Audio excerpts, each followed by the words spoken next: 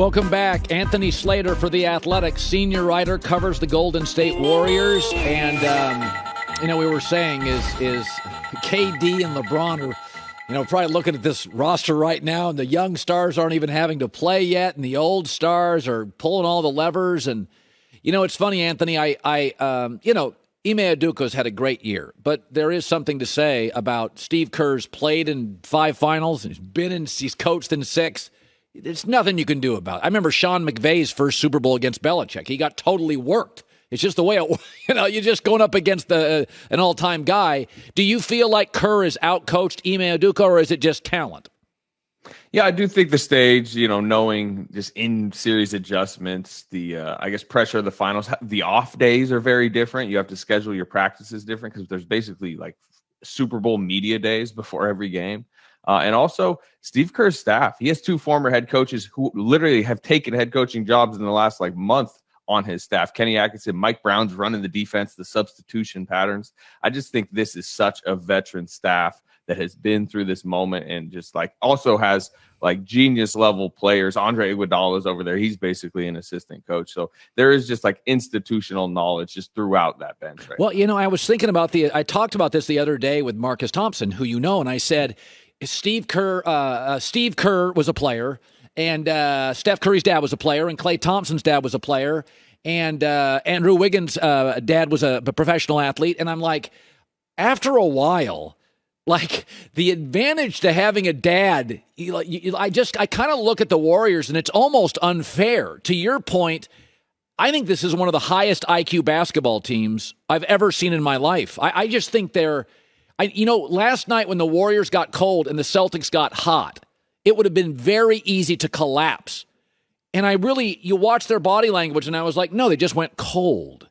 Whereas I feel like when the Celtics go cold, Anthony, they get tight and they self-doubt.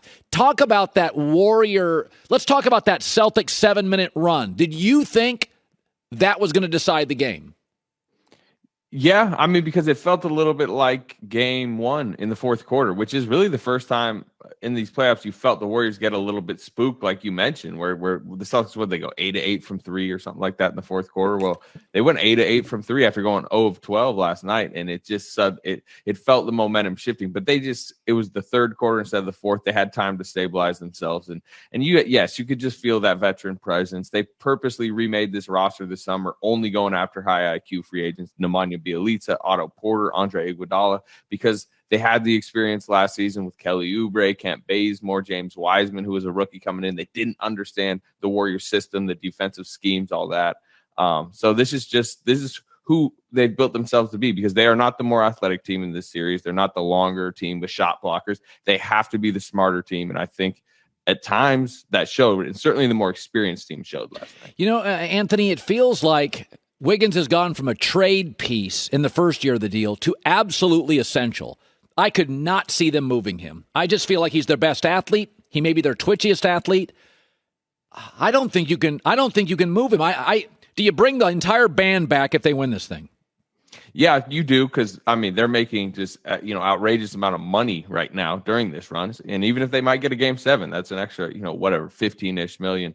But they're not even going to get that much more expensive next season, because Jordan Poole might extend, but his contract wouldn't, I guess, trigger until the season after. And Andrew Wiggins still has one more season left on his deal. It's about, 33, 34 million. So you could run it back without yet, having to absorb a payday. Where it becomes more interesting long-term is the thought was maybe you let the Wiggins contract expire next season, hand over that position to a Jonathan Kuminga, Moses Moody. But Andrew Wiggins is maybe changing that equation a little. Yeah.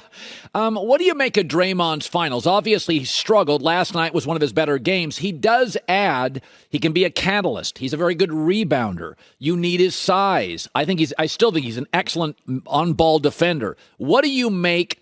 Where do they go with Draymond? Where does he fit? What do you make of his series?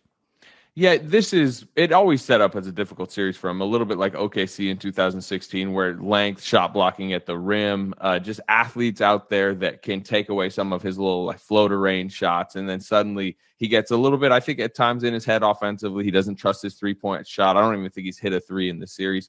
But I think last night, finally, Boston they broke under the Steph Curry gauntlet and decided, hey, we've got to blitz him more. You have to double him more. And finally, you did see Draymond getting, the fake dribble handoff to the rim and dunk, a layup early off some Steph Curry action. And once he gets going a little bit offensively, and 8 points, I think there's some crazy stat where when he scores 8 or more points, their winning percentage is like 900 basically over history. So you saw him, I thought, get a little bit loose, and then defensively last night, he was rotating like so crispy, which I don't think we've seen in this series. But you just go like slow-mo some of the defensive clips last night. He is at the heart of it, just how he is kind of quarterbacking that defense. And, they were the second-ranked defense in the league this season. He is so much a part of that. He does seem to be aging a bit, but that's so hard to give up. I mean, he's been such a heart and soul of what they do. All right, Game 6. I said this earlier today. I just feel like the Celtics, if you turn the sound down and watch the body language, they feel tight. And the Warriors feel look loose. I don't know how you unwind that, how you emotionally unpack that. Do you feel the series is over? What do you expect to see in Game 6 in Boston? I would predict an aggressive Klay Thompson early because he really leans into this whole Game 6 Klay identity. It's not even just some fun thing that people put out there. Like, I think he might take 8 or 9 shots in the first quarter because he just believes Game 6, this is my time, come in.